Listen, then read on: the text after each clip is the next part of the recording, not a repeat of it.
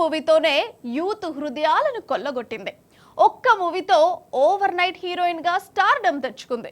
2022లో మలయాళ ఇండస్ట్రీలోకి అడుగుపెట్టి అటు నుండి తమిళంలోకి ఇప్పుడు టాలీవుడ్ లో తన లక్ పరీక్షించుకునేందుకు వస్తోంది కేరళ కుట్టి మాళవిక మనోజ్. ఆ ఇంట్రెస్టింగ్ మూవీ అప్డేట్స్ మీకోసం టేక్ ఇట్. మాళవిక మనోజ్ ఒకే ఒక్క సినిమాతో సౌత్ కుర్రాళ్ల క్రష్ లిస్ట్ లో చేరింది ఈ మలయాళీ కుట్టి.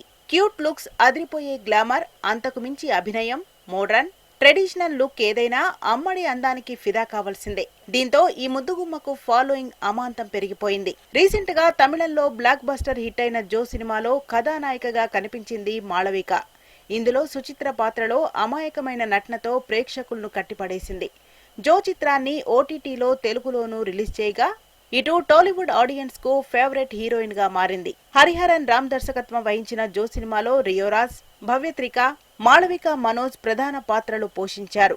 అలాగే కన్నడ, మలయాళం భాషల్లో మూవీకి మంచి రెస్పాన్స్ వచ్చింది. 2005 జూలై 6న కేరళలోని ఓ మధ్యతరగతి కుటుంబంలో జన్మించింది మాళవిక మనోజ్. చిన్నతనంలోనే క్లాసిక్ డాన్స్ నేర్చుకుంది. మోడల్ గా తన కెరీర్ ను ప్రారంభించింది ఈ ముద్దుగుమ్మ. తొలిసారిగా ప్రకాశన్ పరకట్టే అనే మలయాళీ సినిమాతో వెండితెరపై కనిపించింది.